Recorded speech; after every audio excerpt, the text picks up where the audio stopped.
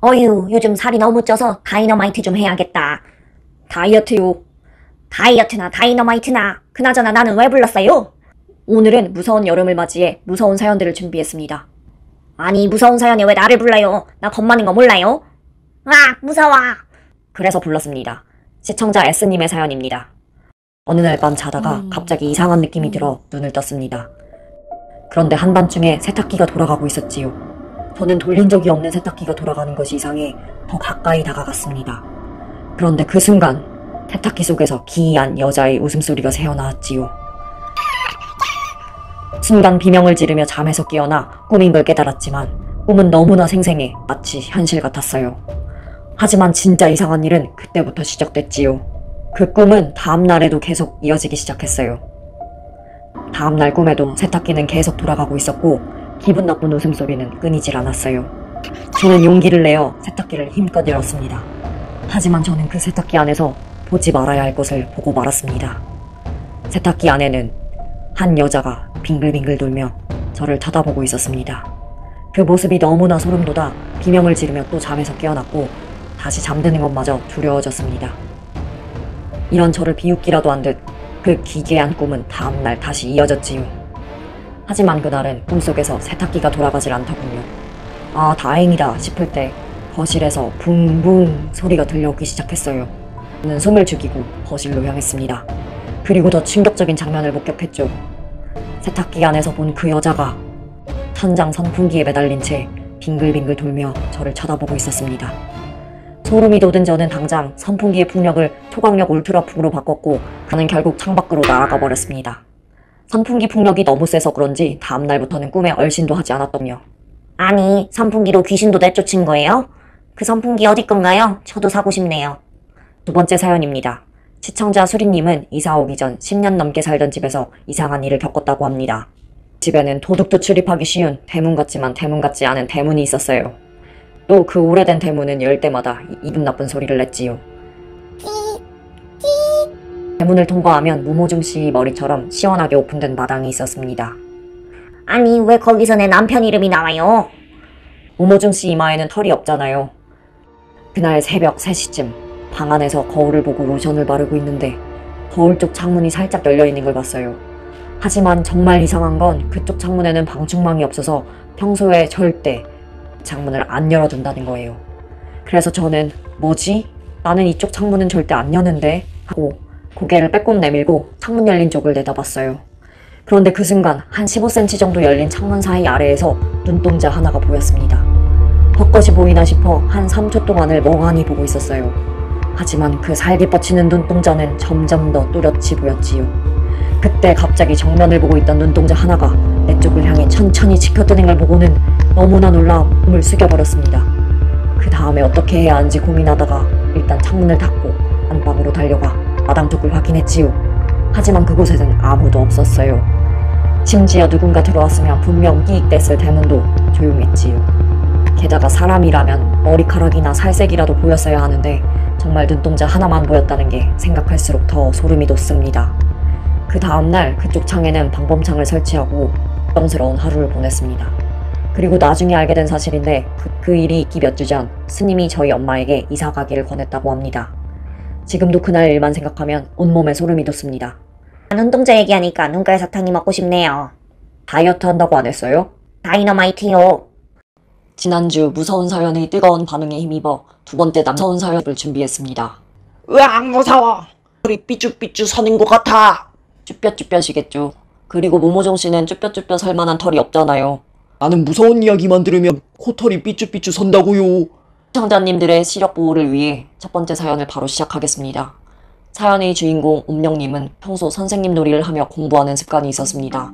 그날도 어김없이 책상과 의자를 등지고 화이트보드에 글을 쓰며 공부를 하고 있었지요. 그런데 갑자기 그날따라 등골이 서늘하고 머리털이 삐쭉 서는 느낌을 받았습니다. 두려운 마음을 진정시키고 뒤를 천천히 돌아보았는데 저는 그만 이상한 광경을 목격하고 말았지요. 제각기 다른 방향을 바라보고 있던 의자들이 하나도 빠짐없이 모두 저를 향해 마주보고 있었습니다. 혹시라도 바람이 불어 의자의 방향이 바뀌었는지 궁금해 창문 쪽을 바라봤습니다.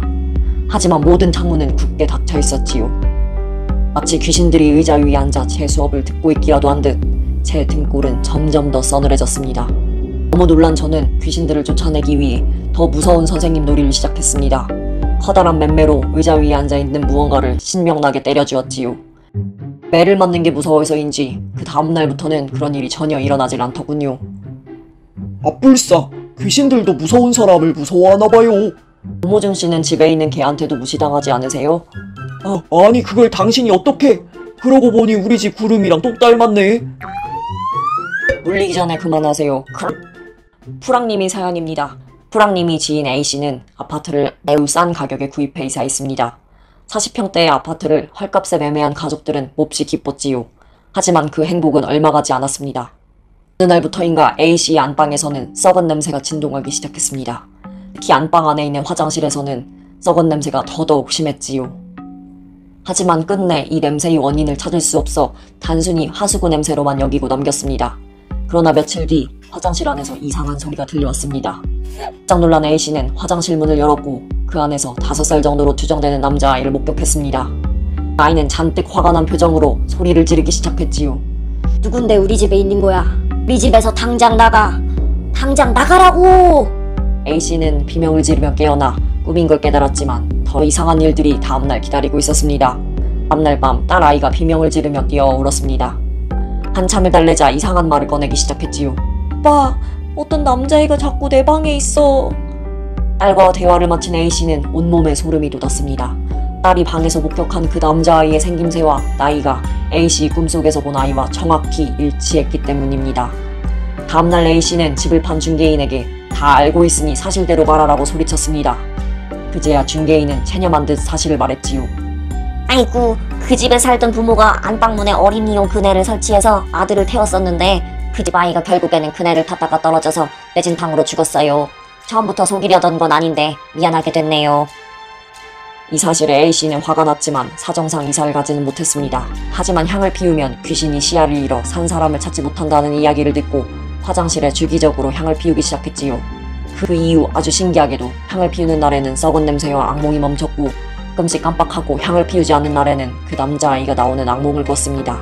게다가 이유 없이 초인종이 울리고 TV가 스스로 켜지고 꺼지는 등 알 수 없는 일들이 계속해서 일어났지요. 가장 무서운 사실은 A씨는 아직도 그 집에 살고 있다는 겁니다. 얼마 전 직접 그 집에 방문했을 때 안방 화장실은 잠겨 있었고 여전히 향 냄새가 진동했습니다. 그럼에도 이제는 공포를 느끼지 않는 A씨의 가족들이 저는 더 무섭습니다. 어준씨 왜 그러세요? 어디서 썩은 냄새 나는 것 같지 않아요? 걔도 귀신이 왔나봐요. 호중씨 양말 며칠 신었죠? 6일이요. 호중씨는 향냄새 대신 발냄새로 귀신을 내쫓는군요. 오늘의 사연은 여기까지입니다. 앞으로도 아래 링크로 사연을 보내주시면 더 재밌는 영상으로 보답하겠습니다. 사연 보내주신 시청자님들 감사합니다. 아, 더워! 더운데 여긴 또 왜 나오래? 오늘도 어김없이 무더위를 식혀줄 무서운 사연들을 준비했습니다. 이 털뭉치 같은 게 또 뭐래? 그리고 누가 자꾸 사연 제안할 때 내 콧구멍 크게 확대해서 내보내래? 촬영 제대로 안 해? 확대한 게 아니라 실제로 보니 콧구멍이 더 크네요. 박쥐가 왔다가 동굴인 줄 알고 코 속에서 살겠어요. 야! 오늘의 첫 번째 사연은 시시님이 초등학생 때 직접 겪은 실화입니다. 어느 날 아파트 놀이터에 놀러 나갔는데 처음 오는 여자애가 혼자 그네를 타고 있었습니다. 저희는 동이 얼마 없는 작은 아파트에 살았기에 놀이터에 있는 모든 아이들과 친했지요. 처음 보는 그 아이가 신기해서 같이 그네를 타며 말을 걸었고 같은 나이인 걸 알고 우린 더더욱 친해졌습니다. 그 아이의 이름은 꽃이었습니다. 다음날 그 아이는 제가 다니는 학교로 전학을 왔고 우리는 점점 더 친해졌지요. 그런데 어느 날 꽃이가 제게 아주 조심스럽게 말을 꺼냈어요. 나 사실 꿈에 나온 일이 자꾸 그 다음날 실제로 일어나. 저는 어린 마음에 지기 싫어 거짓말을 지어냈습니다. 나도 그런 적 있어. 너만 그러는 거 아니야. 하고 건방지게 쏘아붙였죠. 그 뒤로 꽃이는 그런 말을 제게 다시는 하지 않았습니다.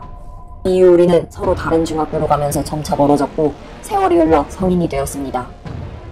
그때 저희 동네에 유명한 무당이 점집을 차렸다는 소식을 들었습니다. 그 무당은 전국에서 용하기로 소문이 나 수많은 사람들이 그 점집 앞으로 몰려들기 시작했습니다. 그러던 어느 날 저는 정말 소름 돋는 사실 하나를 알게 되었습니다. 바로 그 유명한 무당은 꽃이의 어머니였습니다. 꽃이의 어머니는 대대로 신을 모시는 집안이었고 무당이 되지 않기 위해 버티다가 결국에는 안 좋은 일들이 연달아 생겨 어쩔 수 없이 신을 모시게 된 것이지요. 결국 꼬시는 어린 시절 어머니의 능력을 닮아 미래를 예측하는 꿈을 꾸었던 것입니다. 지금 생각해보면 꼬시는 그 그네에 앉아 이미 저를 만날 것을 알고 있던지도 모릅니다. 나도 어제 미리 꿈 꿨으면 여기 안 왔지. 이 털뭉치 자식이 날 이렇게 약올릴 줄 꿈에나 알았겠어? 그럼 콧구멍 좀 담으세요. 다음 사연은 한밤중에 마주친 범죄자에 관한 이야기입니다. 이번 사연은 야민님께서 보내주신 사연입니다. 3년 전 저는 오랜만에 만난 친구들과 모임을 마치고 결국 막차를 타고 버스에서 내렸습니다. 하지만 제가 살고 있는 동네는 가로수등도 인적도 드문 지역이라 정류장에서 집까지 걸어가는 것이 항상 걱정이 되었습니다.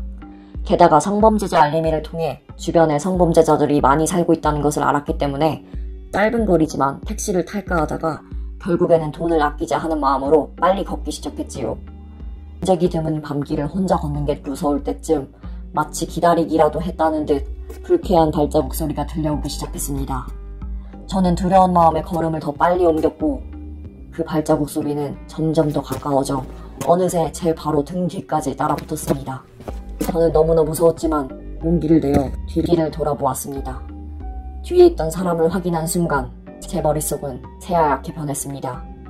뒤에 따라붙은 남자는 얼마 전 성범죄자 알림이 사이트에서 본 유난히 깡마르고 소름 돋는 인상의 범죄자였기 때문입니다. 게다가 알림이 사이트에서 입은 복장 그대로를 하고 제 뒤를 따라오고 있었지요. 그 순간 저는 평소에 연습해둔 것이 생각났습니다. 이런 최악의 사태를 대비해 누구보다 사이코처럼 걷는 방법을 연마해왔지요. 범죄자의 타겟이 되지 않기 위해 나는 너보다 더 또라이다. 라는 마음가짐으로 미친듯이 사이코 스텝을 밟아대며 춤을 추듯 걸어가기 시작했습니다.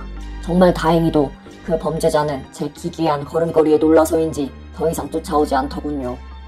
여러분도 무서울 때는 제 사이코 스텝을 따라해보세요. 그리고 성범죄자 알림이를 꼭 확인하여 주변의 위험인물의 정보를 미리 알아두세요. 여러분은 착하지만 세상에는 위험한 사람도 많거든요. 탭탭탭 탭탭탭 탭탭탭 이렇게 추는 거 맞나? 혹시 이 사연의 주인공인가요? 아 들켰네. 그럼 난 이만 퇴장. 탭탭탭. 안녕하세요. 소능력입니다. 오랜만에 사연툰으로 찾아왔습니다. 오늘은 웃긴 사연 특집입니다. 배꼽이 다 빠질 예정이니 지금이라도 붙어있는 배꼽에 감사하세요. 아니 난 또 왜 불러요? 오다가 날아갈 뻔했다고요. 안 날아갑니다. 아니 소능력이 너무 재밌어서 배꼽이 날아갈 뻔했다고요. 무거운 배꼽은 안 날아갑니다. 첫 번째 사연입니다. 비가 오는 날이었습니다. 어두운 새벽, 봉팔님은 차를 끌고 시골길을 운전하는 중이었습니다. 안개마저 껴 앞이 잘 보이지 않는 날씨에 인적이 드문 길을 혼자 가는 것만으로도 오싹한 기분이 들었습니다. 그런데 그때 갑자기 누군가가 차 앞으로 돌진했습니다. 봉팔님은 급히 브레이크를 밟았지만 너무 순식간에 일어난 일에 충돌음을 듣고 말았지요. 그런데 정말 무서운 것은 차로 달려든 사람의 기괴한 자세였습니다.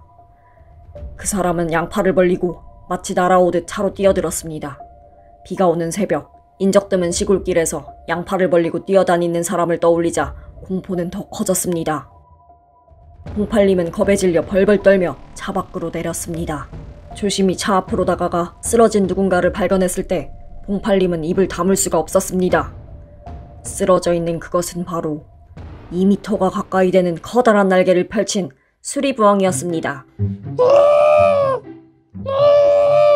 태어나서 수리부엉이를 처음 본 봉팔님은 깜짝 놀랐습니다. 크기가 커서 한 번 놀라고 귀여워서 한 번 더 놀랐습니다.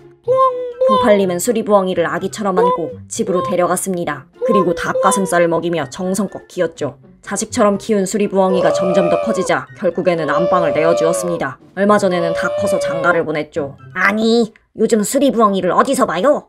그리고 무슨 장가를 보내요? 이거 주작 아니야? 다음 사연입니다. 딩동님은 유치원에서 영어를 가르쳤습니다. 새학기를 맞아 첫 수업을 들어갔는데 다른 나라에서 온 아이가 있었지요. 눈빛이 똘똘하고 귀여운 그 아이는 영어가 재밌었는지 열심히 집중했습니다. 그런데 그 뒤에 앉은 아이가 하는 말을 듣고 저는 화를 참을 수가 없었습니다. 야 거지야 거지야. 야 거지야 거지야. 자신과 조금 다른 외모의 친구를 놀리는 광경을 보고 가만히 있을 수가 없었습니다. 화를 가라앉히고 무엇을 잘못했는지 알려주려 할 때 그 아이 이름표가 보였습니다. 거지야 끝나고 우리 집에 가서 같이 놀자. 아니야 우리 집에 가자 거지야. 내가 사탕도 줄게. 거지야 거지야. 거지야.